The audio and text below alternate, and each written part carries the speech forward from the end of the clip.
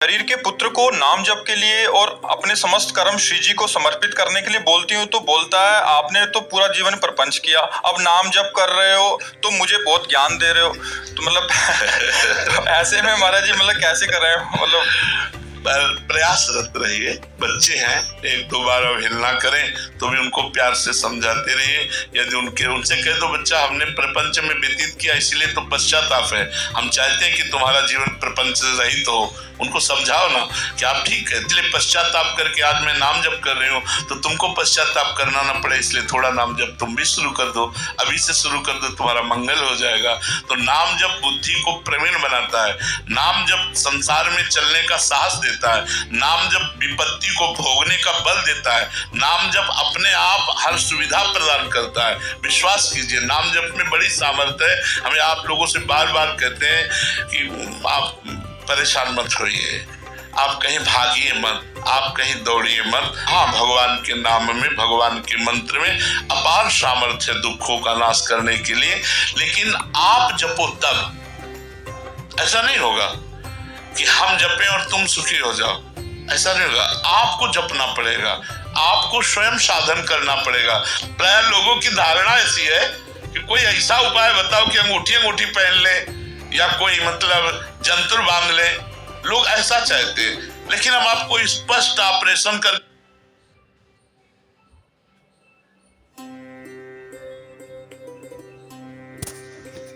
Operation करके बात बता रहे हैं कि को न काहू के सुख दुख कर दाता, निज कृत कर्म भोग सुनो भ्राता।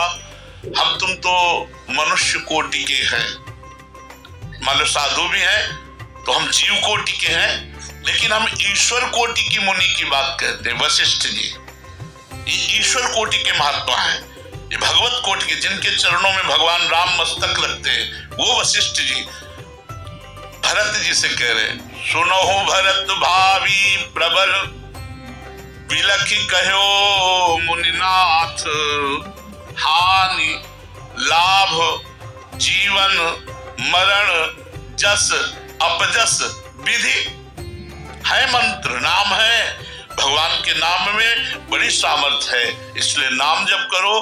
बेकार के इधर उधर की बातों में मत फंसो, कोई तुम्हारे दुख को नहीं मिटा सकता और जेब तुम्हारी खाली करवा सकता है, ये पक्की बात है। दुख मिटाना है तो तुम्हें लगना होगा। पापाचरण बंद करो, शराब पीना बंद करो, मांस खाना बंद करो, पराई बहन बेटी की तरफ गंदी दृष्टि बंद करो, अच्छे आचरण करो, अभी आनंदित हो जाओगे, अभी सुखी हो जाओगे। तुमको देखकर लोग आनंदित हो जाएंगे, आपका इतना चेहरा प्रसन्न रहेगा। और गलत आचरण करो और पैसा जमा कर दो तो पैसा जमा करना हुआ पुण्य, और गलत आचरण जो कर रहे हो पाप, इसका फल तुम्हें मिलेगा, उसका भी फल मिलेगा। महाराज जी ऐसी जगहों में बहुत भीड़ रहता है महाराज जी, और काफी लोग कहते हैं हमें लाभ भी हुआ, पुत्र हुआ। देखो इसमें हम आपको बता रहे हैं ये संयोग की बात है। ऐसे दंपति कितने भारत में है जो हर उपाय करने के बाद भी पुत्र प्राप्ति नहीं हुई। ऐसा पुत्र प्राप्त करवा दे तो भारत में निसंतान कोई रह ना जाए, भारत में निसंतान, वो संयोग लग जाता है। संयोग, पुण्य का संयोग लगा, उसका संयोग लगा, पुत्र होने का समय आ गया और उसका संयोग लगा, बोले बाबा के आशीर्वाद से काम चल गया। बाबा के आशीर्वाद से पुत्र नहीं हुआ, तुम्हारे पुण्य के, तुम्हारे संयोग से, तुम्हारा जो भाग्य था उसमें पुत्र था, इसलिए पुत्र हो।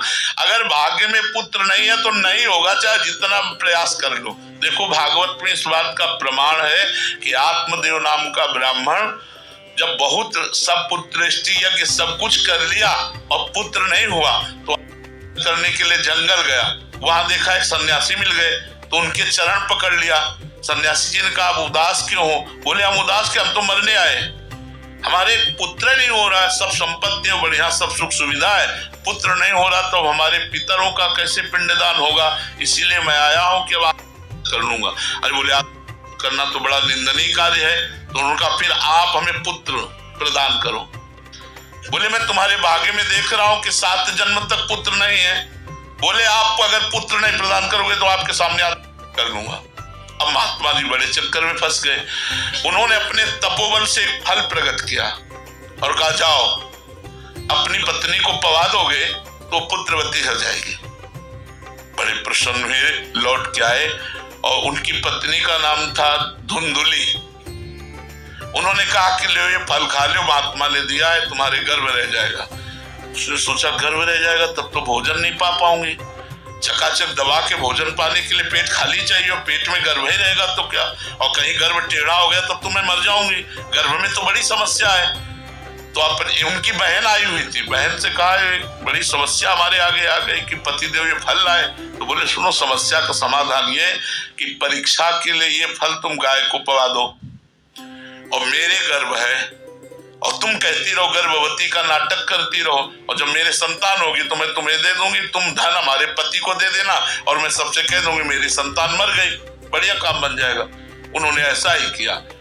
जो संत के द्वारा फल था, देखो उसने नहीं पाया, क्योंकि भाग्य में उसके गर्भ से संतान नहीं लिखी, गाय को पवा दी। तो समय आने पर गोकर्ण जी का प्रादुर्भाव हुआ, और उसकी बहन के जो लड़का पैदा हुआ, वो समय से जब उसके पास आया तो धुंधुली ने अपने नाम से मिलता हुआ नाम धुंधकारी रखा। और सब लोग भागवत चरित्र सुनकर जानते हैं कि धुंधकारी का चरित्र कैसा रहा, घोर महापापी रहा। तो अगर भाग्य में नहीं लिखा तो संत ने दिया, लेकिन वो उस खाया नहीं, गाय को खवा दे। तो हमें लगता है कि हमारे भाग्य का संयोग ऐसा बनता है, हम जहां जाते हैं संत महात्माओं के पास तो जाना एक सुकृत होता है, और दूसरा हमारे भाग्य का संयोग बनता है, इसलिए हमारी कामनाओं की पूर्ति हो जाती है। नहीं तो बहुत सी ऐसी बातें हैं जो हमारे भाग्य में नहीं है, उसे कोई नहीं लिख सकता, नया भाग्य नहीं निर्माण कर सकता। पहलवान जी आए थे 18 साल बाद, कह रहे महाराज जी की कृपा से पुत्र हुआ, तो मतलब कोई आपने आशीर्वाद कैसा था? संयोग 18 वर्ष बाद होना था, नहीं तो हम पूरे भारत को आशीर्वाद दे सबके हो जाए। हमारी किसी से दुश्मनी है क्या? हमारे तो सब प्रियजन है, हमारे तो सब प्राण हैं। उन्होंने जो साधना की, 18 वर्ष उन्होंने वृंदावन की दंडोती परिक्रमा लगाई और संत के प्रतिभाव किया, प्रारब्ध का बदलाव हुआ, एक साथ 2 संतान हुई, 2 पुत्र एक साथ पैदा हुए उनके 18 वर्ष बाद।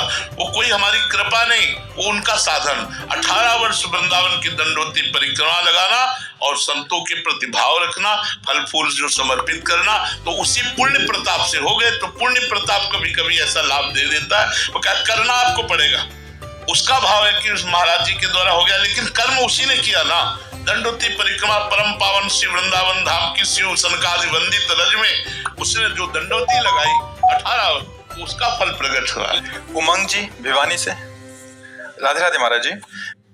महाराज जी, आपका प्रश्न है कि काफी मंदिरों में जाते हैं तो वहाँ नीचे संगमरमर के पत्थर लगे होते हैं कि स्वर्गवासी गोपी राम की याद में, और फिर भगवान के राम जी की दी हुई राशि से ऐसे करके, तो महाराज जी उसमें पैर रखा जाता है तो फिर बड़ा अपराध बोध होता है। काफी मंदिर ऐसे हैं महाराज जी, पंखे पे लिख दिया, दीवारों पे लिखे हैं, उसी में कुछ पोस्टर चिपकाए जा रहे हैं, पैरों में नहीं लिखना चाहिए, वो अज्ञान के कारण ऐसा कर देते, नहीं लिखना चाहिए। भगवान नामों का किसी भी तरह ऐसा वो अपराध तो बोध होता ही है, क्योंकि भगवान के नाम से यदि उसका नाम है और वो पत्थर में लिखा हुआ है, तो हम सनातन धर्मावलंबी कैसे उस पर पैर रख सकते हैं? मान लो राम लिखा है तो हम राम पर जानबूझ करके पैर कैसे, हम गला कटा सकते हैं, उस पर पैर नहीं रख सकते? यही तो हमारे धर्म की महिमा है। तो अब आजकल धन के आगे धर्म को गौड़ कर दिया गया है, उसके नाम का पत्थर लिख दिया गया, उसका नाम है सियाराम दास, अब वो सिया राम लिखेगा।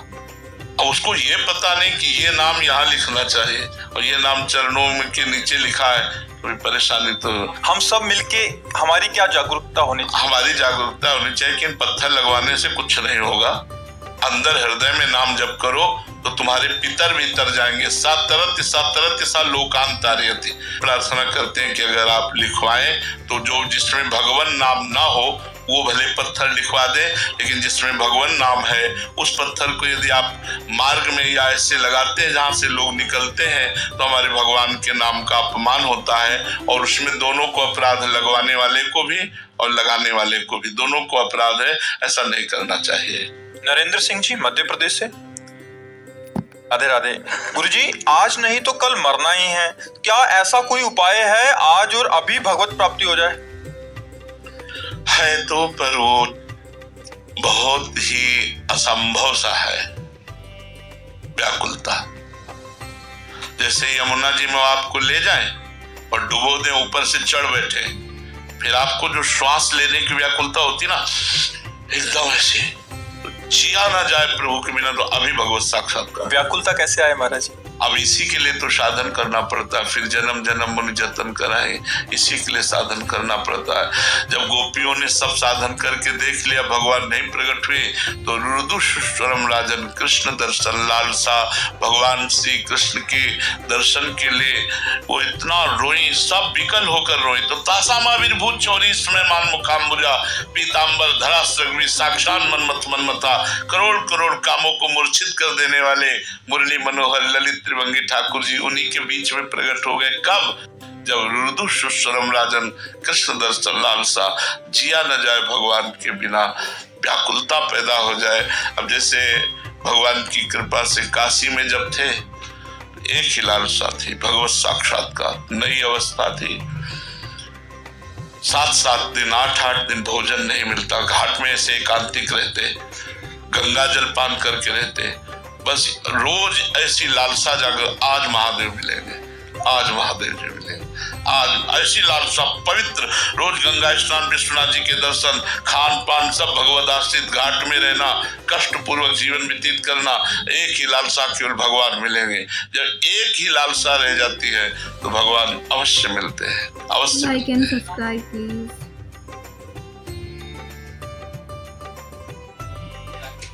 कैसे आएगी वो लालसा? नाम जप करो, पवित्र आचरण करो, भगवान की कथा सुनो, भक्तों का संग करो, मिल जाए तो भक्तों का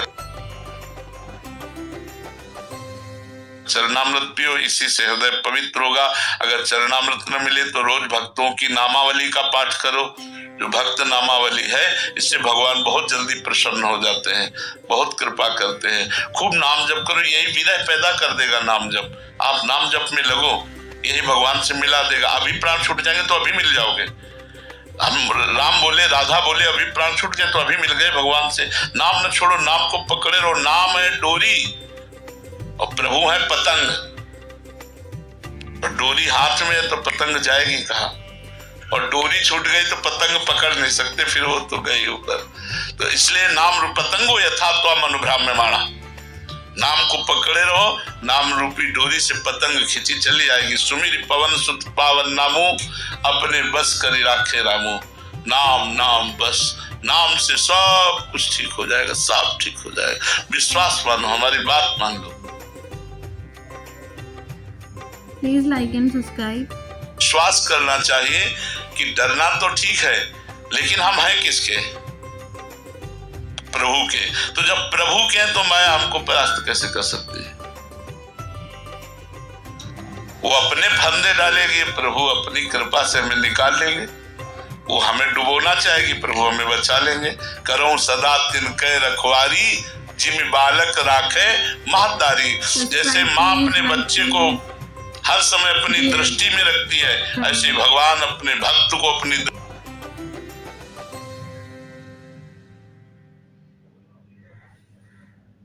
सब कुछ तो थोड़ा मुंह भरा गिरेगा, लेकिन गिरते गिरते थाम लेंगे। पक्की बात समझ, निकलो माया से, बढ़ो, बड़े कृपाल भगवान है। यश जी, आयुष जी, कर्म फल को समझने का सरल तरीका क्या है और क्या सफल? हमें चाहिए कि सब मिलकर के अभ्यास परायण रहे, अभ्यास दृढ़ करें, और कभी हार हो जाती है तो हम निराश ना हो, उसे अपना प्रारब्ध भोग समझ करके चुपचाप सह ले और प्रयास करें। अभ्यास से क्या नहीं हो सकता, अभ्यास में बहुत बड़ी ताकत है। पर अभ्यास के लिए हम कोई नशा न करें, हम व्यभिचार न करें, हम थोड़ा संयम से रहें तो हमारा अभ्यास सफल हो जाएगा। अर्जुन जी ने रात्रि में बाण चलाना अभ्यास किया। रात्रि एक बार द्रोणाचार्य जी उठे तो शाय शाय ऐसी आवाज आ रही थी, वह ये क्या? वहां जाके देखा तो वीरासन में बैठे हुए तभी विश्व का सबसे बड़ा धनुर्धर अर्जुन हुए। अभ्यास में बहुत बड़ी ताकत है बच्चा। जिस कार्य में लगो, दृढ़ता पूर्वक अभ्यास करो, और दृढ़ता तभी हो सकती है जब हम अपने चित्त को एकाग्र करें। अगर हम गंदी बातों में मन को लगाएंगे, और व्यसन आदि नशा आदि करेंगे तो हम सफलता नहीं हासिल कर पाएंगे। हम व्यसन रहित हो, कोई नशा न करें और गंदी बातों से बचे तो सफलता अवश्य प्राप्त होगी। अगर कभी असफलता मिलती है तो पूरा बैच है, उनमें किसी के अभ्यास की कमी और बुरे प्रारब्ध के कारण आपको भी नीचा देखना पड़ेगा, आपको भी असफलता लगेगी, इसलिए प्रयासरत रहिए।